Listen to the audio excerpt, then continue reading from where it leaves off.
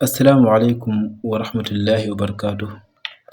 Bandiraɓe yeɓoɓe chaine meɗen Pular Arab, en calmini bandiraɓe kala en jorimama ɗumen. Eɗen ganni wadde doge doge e defte men Pular ɗe ganduɗa ko bindaɗe, woni hen defte gandaɗe, woni hen defte kadi ɗe gandaka, woni hen ɓurɗe andede.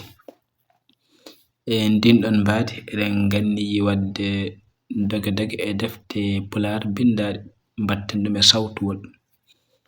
To kala fof mi heɓani fartaŋe wawde sodde ɗenɗon defte walla ni heɓa fartaŋe wawde tarde ɗenɗon defte, ma en eto e kaddi bawal meɗen jangande on ɗenɗon defte taw ko e sawtuwol ngol eɗon keɗo, woni ko deftere haalore. Wadde puɗɗortoɗen ngam mbasen jutnade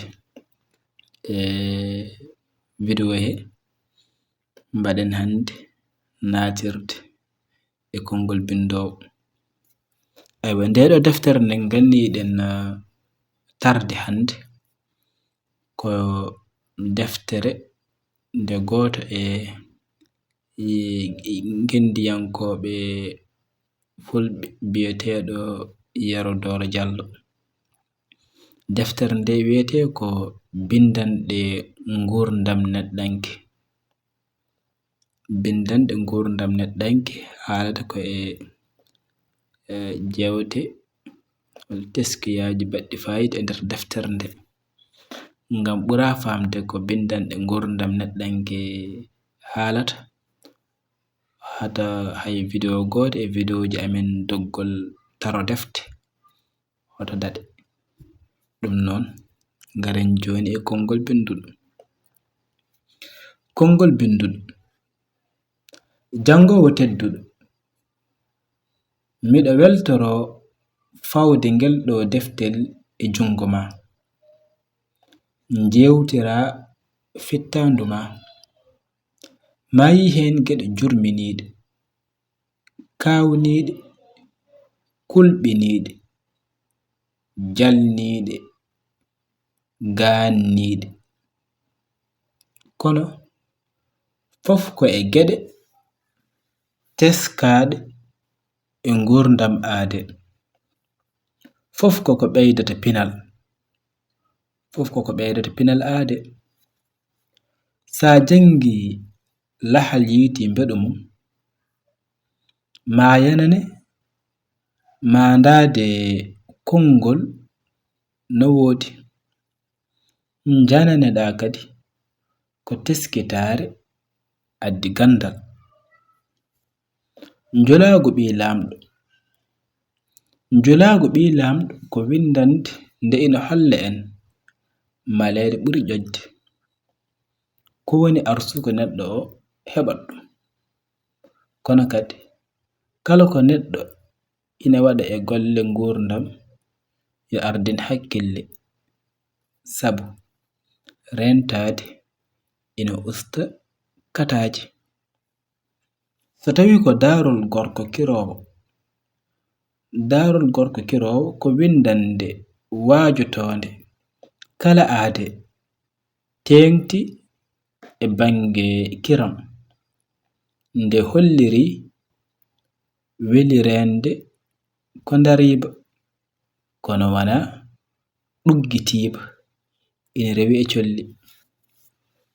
Ko debbo renata teddungal mum nde kisal heɓe. Darol gande. Darol gande mbeñodir, wagginore jinnaɗo ko teskuyaji labtuɗi ɗi aade wuri e mum, eɗi kolla wonde gande ɗe ndaɗodirani ɗe mbeñodir.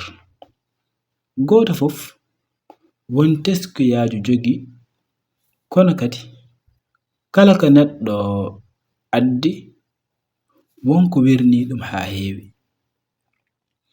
Ko goɗɗo wawi ɗum wirnitante ngol ɗo daarol naafige ina holla en no ngel ɗo cukalel naafigel fusiri ɗiɗo galleji laamu dirnunoɗo ma ɓeydo hulde naafigeɓe. Tindol ina wi'a wota yaworo naafige raɓɓidde, wota yaworo naafige raɓɓidde. Hakkunde galo e kiitaɗo ko daarol ngol ina holla en won sattiraɓe dañal ha pipti nde wonno yidde e yiɗande fof ko Allah hokkata.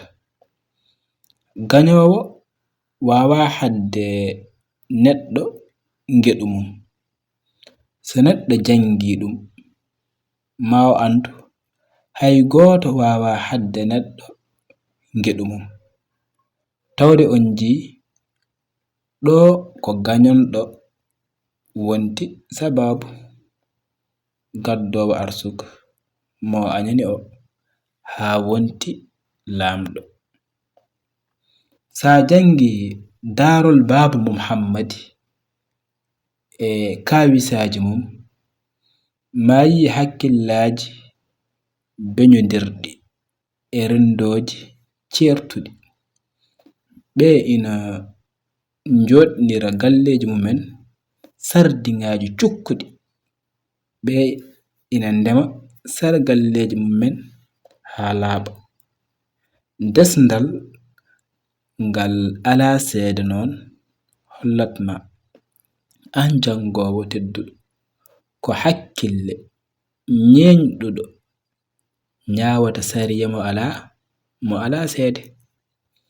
Daarol maalow e bamgel mum, daarol maalow e bamgel mum holli en neɗɗo wawa dadde felore te weltinde yimɓe fof ko hunde nde heɓotako. Waɗɗi neɗɗo ko wadde fodde mum haɗa ɗon.